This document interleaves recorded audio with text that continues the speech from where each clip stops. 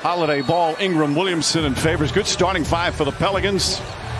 Marcus Morris with Zubats, Leonard, Paul George, and Patrick Beverley. Remember, only 8 games to try and get into that final playoff spot, and now they have to go over 2 teams just to get into 9th. Patrick Beverley knocks down the three-pointer to start the scoring. Those two still not back with the team and playing.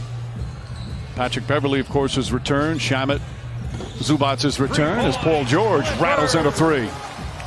But again, because he has hardly played any kind of 5-on-5, as Paul George off to a red-hot start. And he was 3rd in the voting for MVP last year.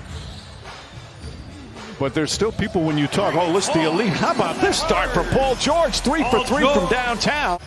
Meanwhile, as Ball throws it up, that's a three-pointer at the directive of Mark and Jeff. I'm in a words restriction for this game.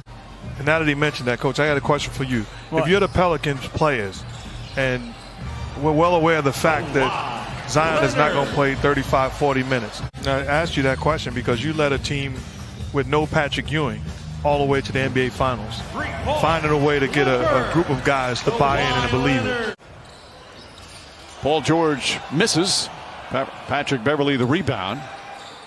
Beverley a three-pointer. Got it. They're 6 for 6 from downtown. This is the Pelicans started this way against the Jazz. They were down double figures right away. Zion Williamson gets inside and scores, going right at Zubats.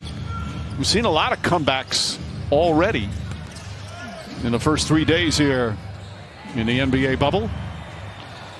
Beverley throws it a little behind, but Kawhi Leonard able to snatch it. Well, Doc Rivers, without question, is a future Hall of Famer. The job he's done as a head coach in this league is absolutely remarkable and something that should be, looked at and tried to be copied. And I forget the man's name, but was finally helped him find his freedom. Sacrifices some of themselves for the betterment of others. Amen. Jonathan Irons was the gentleman's name that Maya Moore. Marcus Morris, nice little ball fake, pull-up jumpers, got it. Morris, in-season acquisition. It's only the 3rd team foul on the Clippers. Holiday throws it up. Jackson Hayes, recently checked in, throws it down.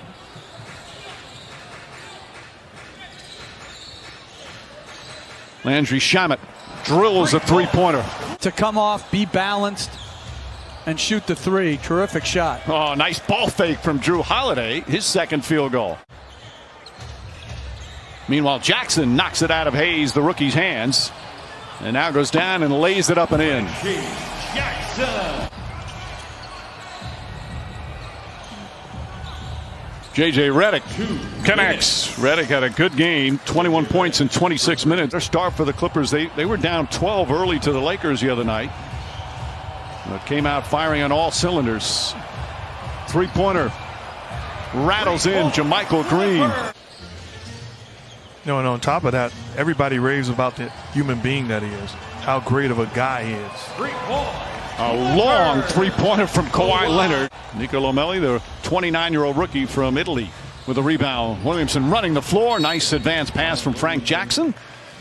And the Pelicans pull within 10. And they built our whole system up in terms of the return to play very specifically. And every player had a very similar game plan.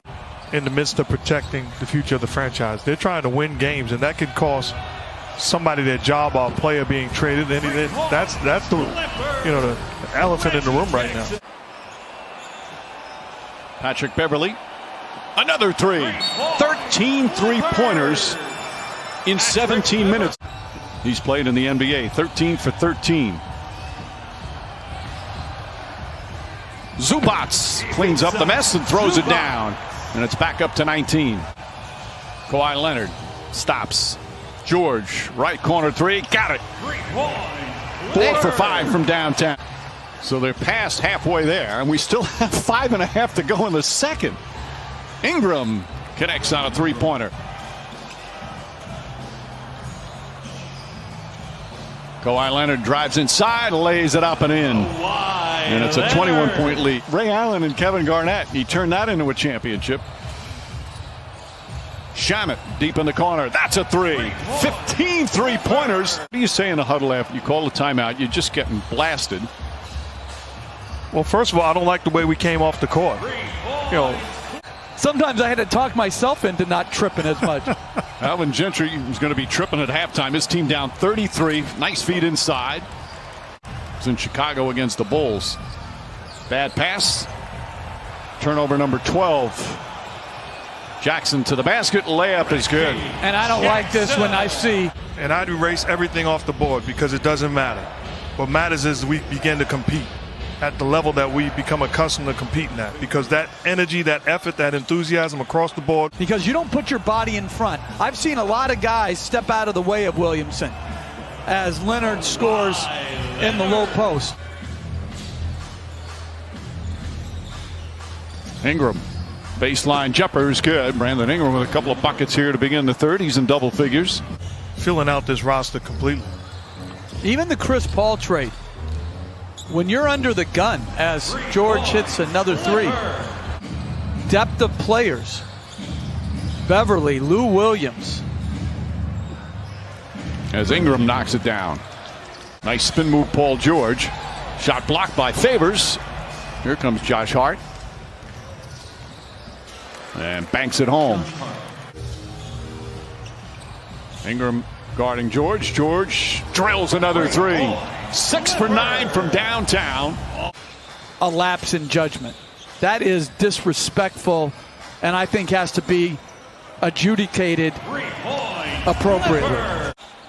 Remember, the Clippers, they're missing two key players, two of their highest scorers as well. George again, another three-pointer. That's his 8th of the game. I think it was like 3 feet. Zubats the rebound. Well, players trying to do something to keep themselves occupied. Reggie Jackson with the 21st three-pointer. Chasing down the record and made an all-out attempt to break the record to the point where we had to intentionally foul them because it got to be, you know, a joke of a game. Both of them come out with 2 strong games. J.J. Redick knocks down the three-pointer. Wasn't drafted after 4 years at Alabama, but he's had a nice fit off the bench here. So Alvin Gentry's emptied his. Good-looking group of fans, though.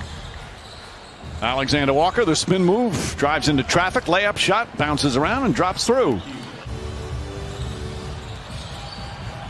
Patrick Patterson hits the three-pointer. All right, so as coaches, Magruder keeps his dribble alive. Jermichael Green tries a three, and that's good. Three-pointer number 23. I was playing for the Clippers, and we were playing the San Antonio Spurs as Jackson with the lay-in. And David Robinson was fighting for the scoring title. After the first quarter, up by 32 after the second at halftime. Alexander Walker lays that.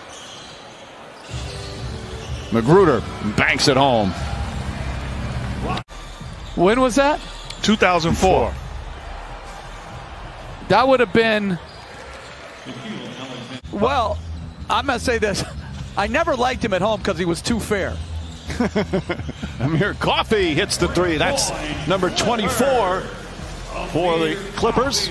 Their experience in the bubble and calling games without fans as they turn it over. Melly goes the other way, finds Frank Jackson. Jackson up and under, count it, and the foul. I let that go. That doesn't even make sense. And Magruder lays it up and in. I'll tell you something else. Frank Jackson with a move. He's got good quickness, good explosion. Terrence Mann.